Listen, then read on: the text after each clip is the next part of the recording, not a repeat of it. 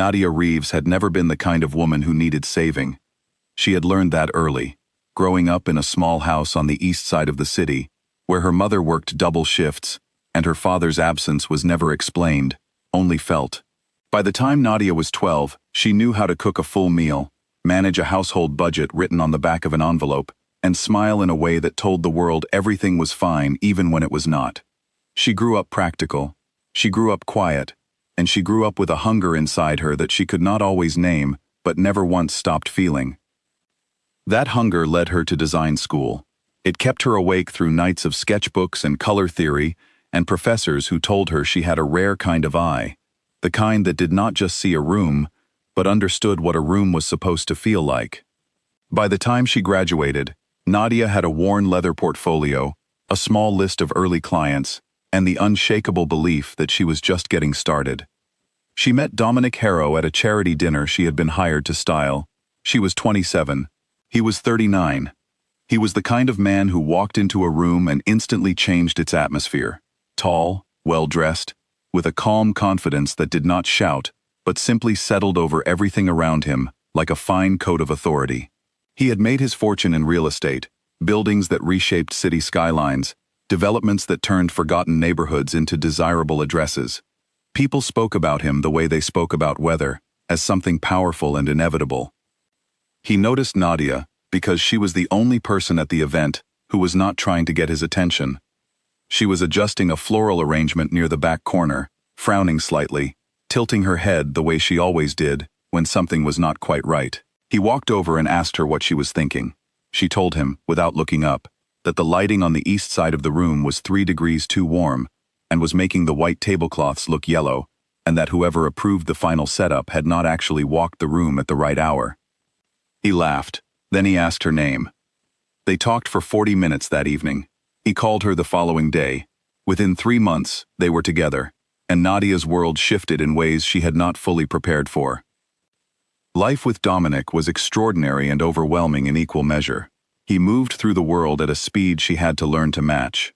There were dinners with architects, weekend trips to cities she had only read about, introductions to people whose names she recognized from business pages and news headlines. She was never on his arm as a decoration. Dominic was smarter than that, and so was she. She was always there as herself, curious, sharp, present, and he genuinely seemed to love that about her. But love, as Nadia would eventually learn, can be real and still not be enough. Over the following years, she quietly became essential to his world. She redesigned the interiors of 3 of his flagship office buildings, each one becoming a quiet statement of the kind of man he wanted people to believe he was: thoughtful, cultured, forward-thinking. She helped him select art for his private collection. She sat beside him when he met with developers, and occasionally offered thoughts that changed the direction of a conversation entirely. His colleagues began to know her name. His assistant always included her in the calendar. His world had, in many ways, become her world too. What Nadia did not notice, because it happened slowly, the way most important things either arrive or disappear, was that her own world had quietly stopped growing. Her client list, once expanding, had frozen. She had turned down contracts because his schedule needed her. She had postponed her own projects because there was always something of his that came first. She told herself this was partnership. She told herself this was what love looked like in practice. And in many moments, she believed it completely. Because Dominic never asked her to give these things up. He simply made his needs feel like the most natural priority in the room. 7 years passed. Then came the Tuesday morning that Nadia would think about for the rest of her life. Dominic called her into his home office just after 9. The room was one of her finest pieces of work. Walnut shelving, layered warm light, a reading chair by the window that she had spent 2 weeks finding. She walked in, and immediately felt something different in the air. He was behind his desk, which he rarely was when they spoke at home. His expression was arranged, not natural. That was the first sign. He asked her to sit down. Then he slid a manila envelope across the desk toward her. She opened it. Inside was a single document and a cashier's check for $250,000. Dominic spoke in the measured tone he used in business meetings, warm enough to seem human, controlled enough to remain unreadable. He said that things had changed for him, that he had met someone, a woman from a family connected to a significant new business partnership, and that he intended to pursue that relationship seriously. He said he wanted Nadia to know that he valued everything she had brought to his life. He used the word grateful. He said the money was to help her transition smoothly, to give her a real foundation to move forward from. He said he hoped she understood. He said he thought she would understand. Nadia looked at the check for a long time. $250,000. It was more money than she had ever seen written on a single piece of paper. It was more than her mother had earned in a decade. It was, by every practical measure, a significant and life-changing amount. She thought about what it was for. It was not for her years. It was not for the evenings she had given, the trips she had organized, the rooms she had designed, the conversations she had shaped. It was not even really for her. It was for her silence. It was for her cooperation. It was for her absence. He wanted her to take the number, feel grateful, and disappear quietly from a life that she had helped build from the inside. She picked up the envelope. She slid everything back inside it, check and all. She placed it on the edge of the desk, close enough that it was clearly returned and not merely set aside. Then she stood up, picked up her bag from the floor beside the chair, and looked at him with an expression that was not anger and was not tears. It was something quieter and more permanent than either. She said, "I didn't come here for your money, Dominic." And she walked out. She did not cry in the elevator. She cried in her car, parked 2 blocks away, for about 11 minutes. Then she wiped her face, started the engine, and drove to the small apartment of her oldest friend, Maya, who opened the door, looked at her once, and said nothing except, "Come in." The weeks that followed were the hardest she had experienced as an adult. Not because of Dominic, she was surprised to discover how cleanly that wound closed once she stopped pressing on it. The harder thing was the silence of a life that had been organized around another person's momentum. She woke up in the mornings with nowhere specific to be for the first time in years. She had enough savings to survive for several months, but only if she was careful. She moved into a small studio apartment that had good natural light and a kitchen barely big enough to turn around in. She made coffee every morning and sat by the window and tried to remember who she was before the last 7 years. She started taking small contracts again, a young couple renovating their first home, a local restaurant that needed its dining space rethought. Work that was modest by the standards she had grown used to, but work that had her name on it, only her name, and no one else's. Something unexpected happened. She was good at it, not in the way she had always vaguely known she was good, but visibly, measurably, undeniably good, in a way that other people began to notice and respond to. The restaurant became a talking point. A lifestyle blog featured photographs of the couple's home and the designer behind it. An inquiry arrived from a boutique hotel looking for someone to lead a full renovation of their ground floor and lobby. She submitted a proposal under her own firm's name, a name she registered on a quiet Wednesday afternoon, sitting at her small kitchen table with a cup of tea going cold beside her laptop. She won the contract. Then she won another one. 18 months after walking out of Dominic's office, Nadia's name was appearing in places it had never appeared before. Not beside his, but on its own.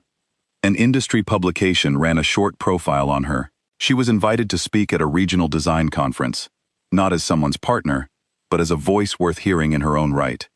She stood at that podium and spoke about light and space, and the feeling a room gives a person when it has been truly thought about, and the audience listened in the way that told her they were not just being polite. She thought about the check sometimes, not with regret, more with a kind of quiet understanding. She had figured out, in the time since, what it had really been.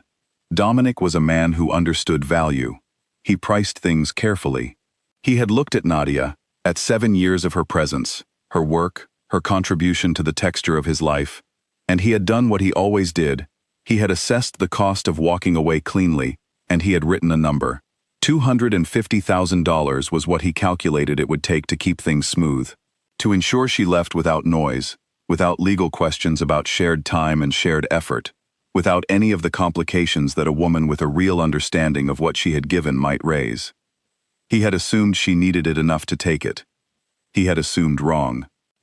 What she had walked away with instead could not be deposited in any bank, It was not insured or guaranteed or printed on heavy paper stock. It was the knowledge, solid and unmoving inside her chest, that she had looked at a very large number and decided she was worth more than that. Not in arrogance, not in foolishness, but in the simple, clear recognition that once you accept a check that is designed to make you smaller and quieter and gone, you carry that with you. You carry the message of it, and some part of you, in the private hours, begins to believe it. She had refused to believe it. There were hard nights even after things improved. Nights when the studio apartment felt very small and the city outside felt very large, and she wondered whether a different version of herself might have made a different choice and been perfectly fine. She did not dismiss those thoughts. She sat with them and let them pass through, the way her design professor had once told her to sit with a room that was not working yet, without forcing it, without panic, just looking clearly until the answer came. The answer always came. 3 years after that Tuesday morning, Nadia stood inside a studio space that had her firm's name on the glass door. She had a team of 4 people who came in every morning with their own ideas and their own energy and their complete trust that she knew what she was doing. She had clients who called her directly, who passed her name to friends, who sent photographs of completed spaces with messages that said things like, "This room changed the way I feel about coming home." She had done that. Her eye, her decisions, her name. Dominic had moved on, as he had said he would. She heard things occasionally, through the loose network of people they had both once known. The business partnership he had pursued had not unfolded the way he had expected.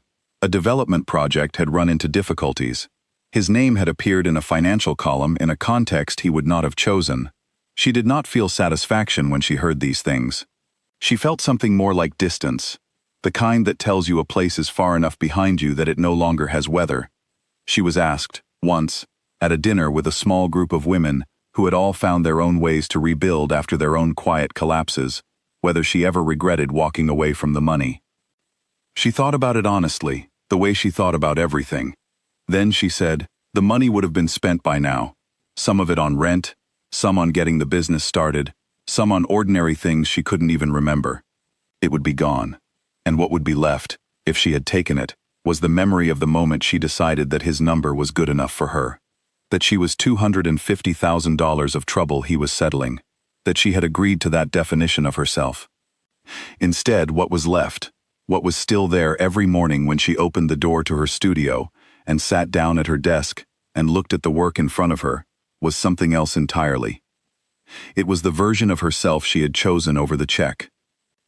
It was the knowledge that she had been offered gold to disappear quietly, and she had said no, not because she was not afraid, not because she was not practical, not because she did not look at that number and feel its weight, but because she understood, in that moment, with perfect and permanent clarity, that some things cannot be purchased and should not be sold. Her dignity was one of them. Her future was another. And she had walked out of that beautiful office, the one she had designed herself, light and warm and exactly right, carrying both.